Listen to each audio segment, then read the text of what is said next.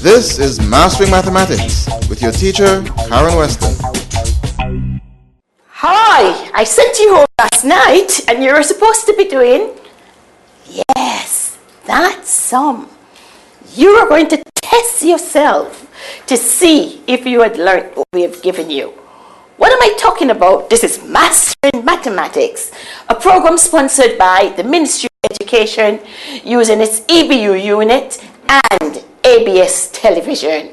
Because all of us are going to be mathematics wizards in this country. Today, we're going to continue what we started yesterday. Because I see that you're smiling. Yes, you understand how to do the whole topic relating to gradients.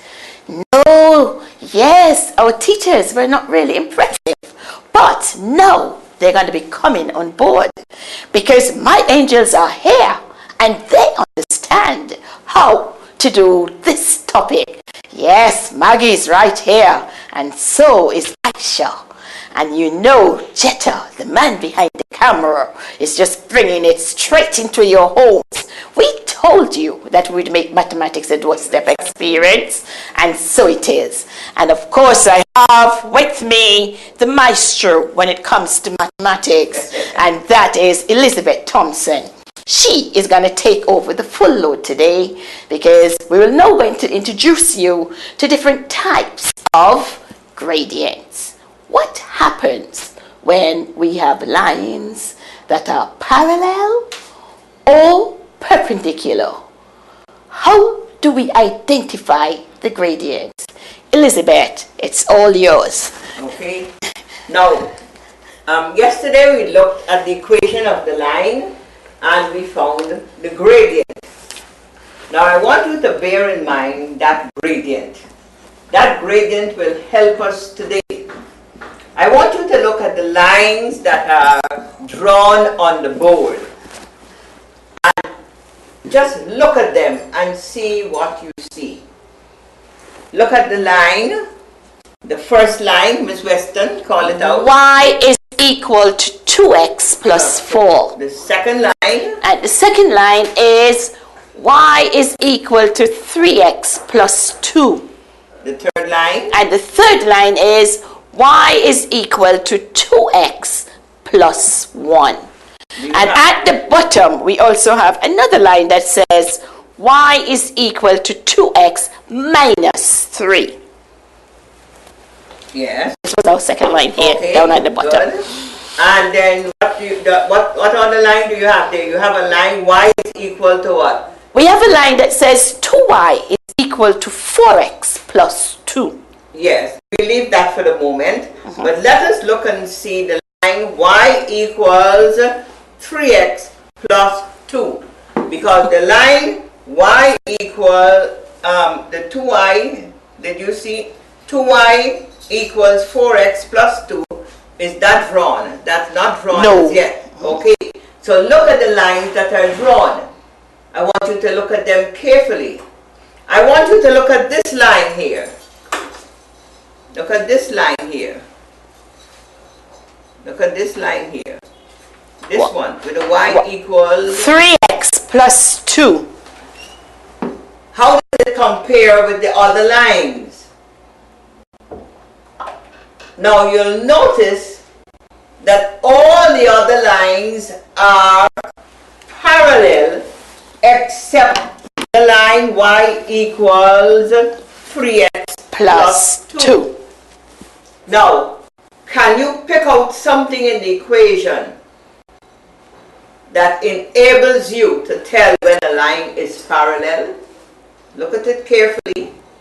Is there something common right through these equations that will tell you that a line is parallel to each other, that lines are parallel to each other? If you can't, I'll tell you. Look at the gradient. Now by now you should be able to pick out the gradient. The gradient is the coefficient of x.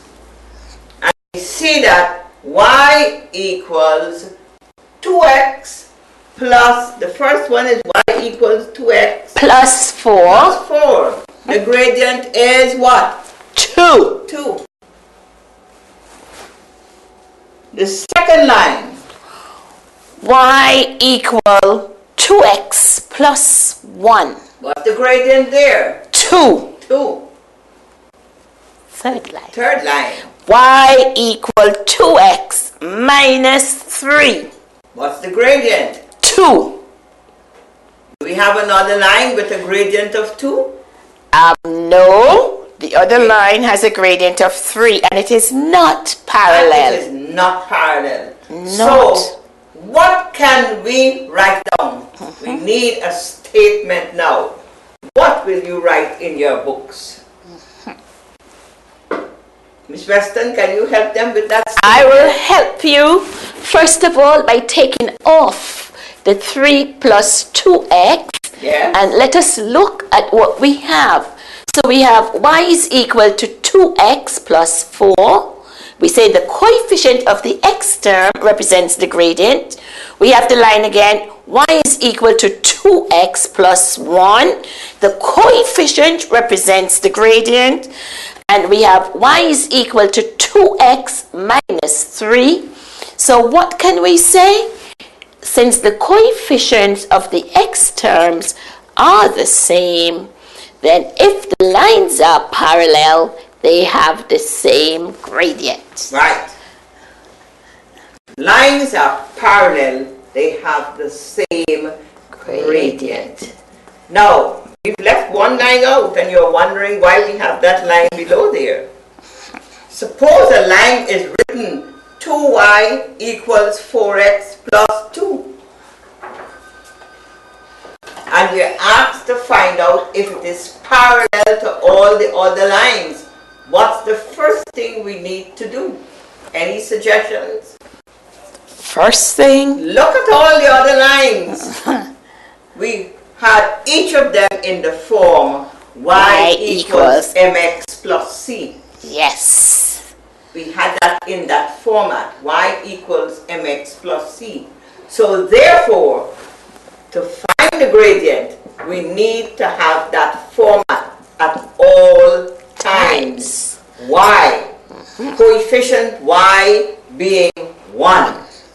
Y equals mx plus c. So we need to find y here. And so what are we going to do with that 2? We have To got get rid of that 2, we're going to have to what?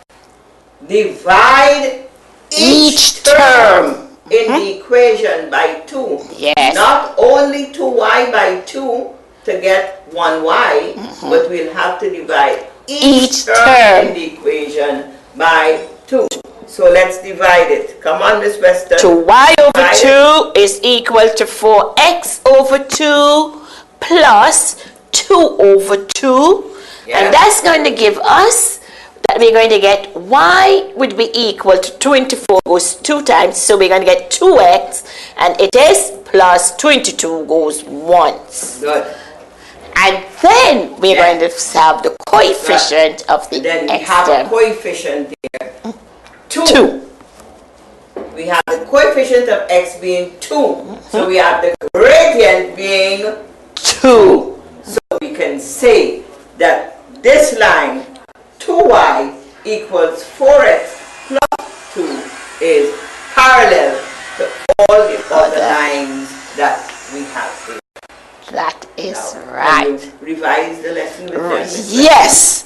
Now, what we have done so far today is to bring in that whole statement of parallelism. How do we identify a line as being the gradient of a line that is parallel to another line? And we say, once the gradients are the same, the exact number for the coefficient of x, then the lines are parallel. It does not depend on where it's cut in, the y-axis. All right? You look at your coefficient for the x term, and if they are identical, then the lines are parallel. that corresponds to what we were talking about with parallelism in our vectors when we said they must have that same component. When we tried to equate it with equivalent fractions, to tell you as long as you have a common component, then the vectors would have been parallel. So today, Elizabeth has just introduced you to parallelism as it occurs to the straight line and says it rests on the property of the gradient. And if the gradient are the same, then the lines are parallel. Yes. From here, Elizabeth is going to take you into that whole territory when we talk about lines being perpendicular. Now, we did parallel lines before, and maybe we should have told you what are parallel lines. Parallel lines are lines that are the same distance apart all through their length. In other words, parallel lines never meet. They never meet. If you look at the posts in your home, you will see that the posts are parallel. They do not meet. But also those posts are perpendicular to the floor. Miss Weston and I are standing perpendicular to the floor here in the studio. Perpendicular lines are lines that make a 90 degrees angle with another line. Right, so our axis is to do that. When we are doing this topic, to find parallel lines, there is something very simple that we do. As long as we got the lines that are parallel, as long as we have a line, any line, and we have it written in the format y equals mx plus c, then we can use that line to find a parallel line. How do we do that? Y equals mx plus c. Remember, m is the gradient. M is the gradient, and we use the gradient to find parallel lines, and we can use the gradient to find perpendicular lines. And it can be done simply. What do we do? Just before we make them do that, Elizabeth, yes, let them drink in what we have just said. So we're going to send them on a little break, and we will be right back, because Elizabeth is ready to take you into that field where we're talking about perpendicular lines. If you know the answer to a question is incorrect and you cannot find the mistake, start over on a clean piece of paper. Oftentimes when you try to correct a problem, you continually overlook the mistake. Starting over on a clean piece of paper will let you focus on the question, not on trying to find the error.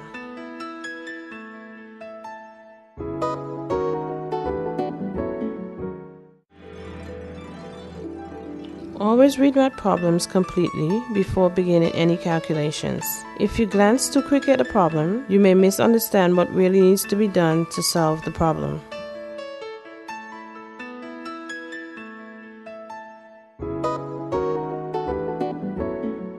When I left you, we were about to do perpendicular lines.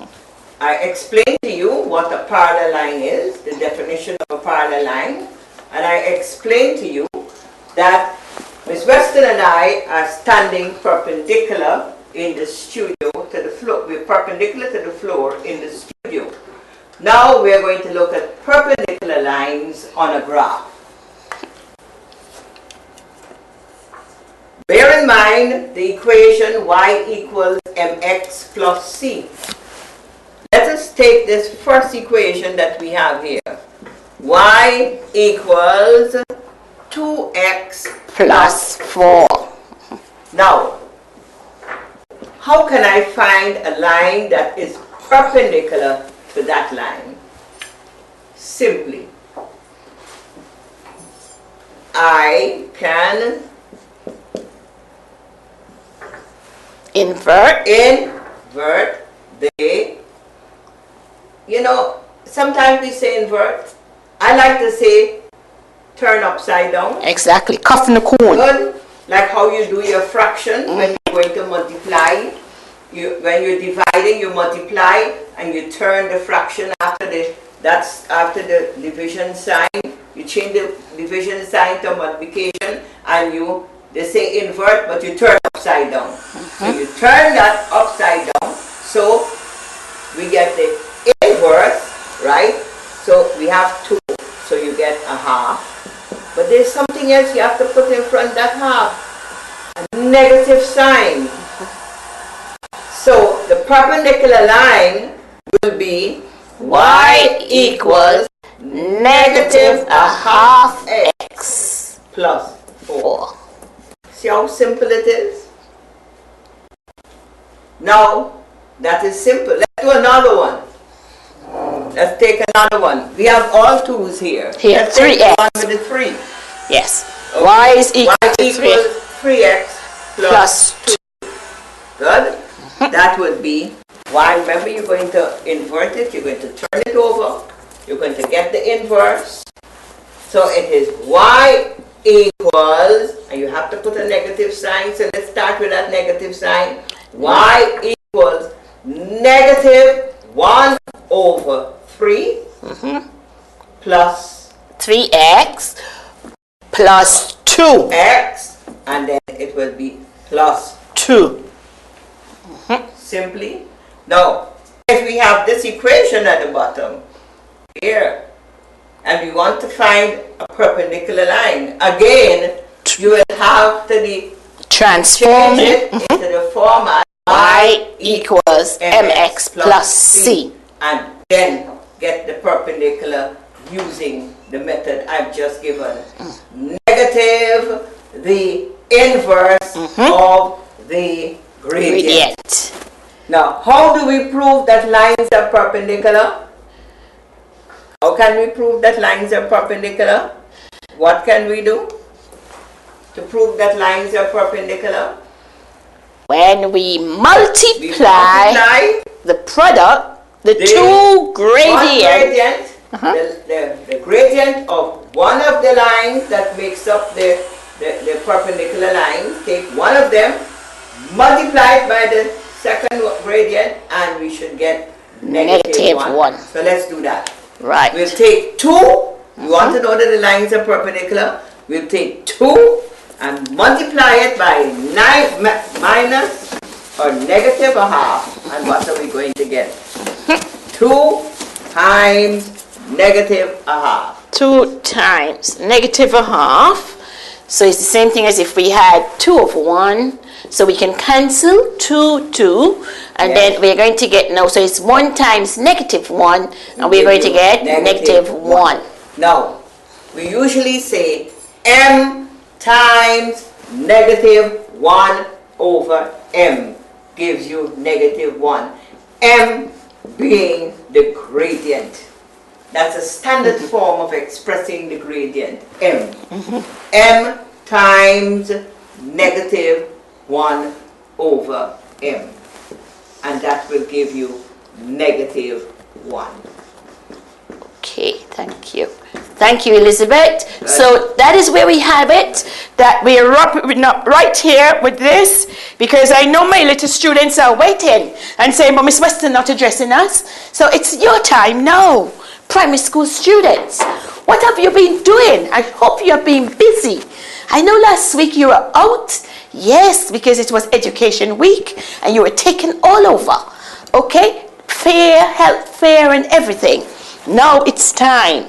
And I know you're working on your projects because I have seen you, I have heard you, and you're coming on nicely. Remember though, we need for the project a practical aspect. The emphasis is on transforming classroom mathematics into something where we can see mathematics in the environment. Do not make it be too much of another theoretical aspect, as long as we can see that you have wrapped up the practical into it, you are going to get a lot of marks. All right? Give us something that's new. Apart from that, we're going to be paying attention, grade 6 students, grade 4 students, to the vocabulary being used, the words we use to express our questions in that exam. You're not going to go into the examination room and get all your questions saying, find the cost of 6 mangoes. You may be getting a question that says, what's the cost of 7 mangoes if we're selling them at $5 for 2? All right? So make certain that you're practicing too, and mummies, daddies, sisters, please help them. Again, remember, education has to be a we and not just you. It's a whole societal aspect. Let it be fun for the students. For our grade 2, we need them to know little tables. We need them to know symbolically what do we mean when we're saying 7. If we have 7 objects and we gave away 2, what would we be left with? If we had to say 2 times 3 and add 1 to the answer, what would that be equal to? It does not get too much more complicated than that. All right? We want them from the beginning to start thinking mathematically. So we test them at grade 2, formative testing. So do not pressure the students too much. It's all a part of their territory and the environment. And then again, we test them at grade 4. Elizabeth, what would you want to tell them about the project? The project? Mm-hmm. I'd like them to, the teachers to help the students as much as possible. Some teachers are having a lot of problems with students not being able to get around their projects. Some don't have computers and some don't have ink at the Access Center. I would wish that some of these Access Centers, they would put ink and have somebody monitor so that the children can have their projects done. Because I've been hearing that there's no ink at the Access Centers. And at the same time, I want to jump in and say, a child who does not present a project on a computer, but does it from his little pen that he has, will not be disadvantaged. All right? We want it to come from them. We want to feel that they had an input in it. Yeah. And although the computer aspect of it gives it a lovely first-class finish, the child who does not have access to that equipment will not be disadvantaged. All right? We want to make certain that mathematics unifies our students more than divides them or puts them into a certain class. So, continue to watch our Mastering Mathematics program. You can contact us by our email, which is mastermathsebu@gmail.com. Remember also, you can access us on YouTube, masteringmathematics.com. And again, the website will be up shortly, giving you solutions to some of these problems that we have been giving you. And so, until next time, this is Karen Weston and Elizabeth telling you to keep on practicing, because you are going to be mathematics wizard. See you next time. And remember to say a prayer for our Minister of Education and all those who are suffering with that disease. Have a good evening. Join us next time for another in the series, Mastering Mathematics, a production of the Education Broadcasting Unit in the Ministry of Education and ABS TV.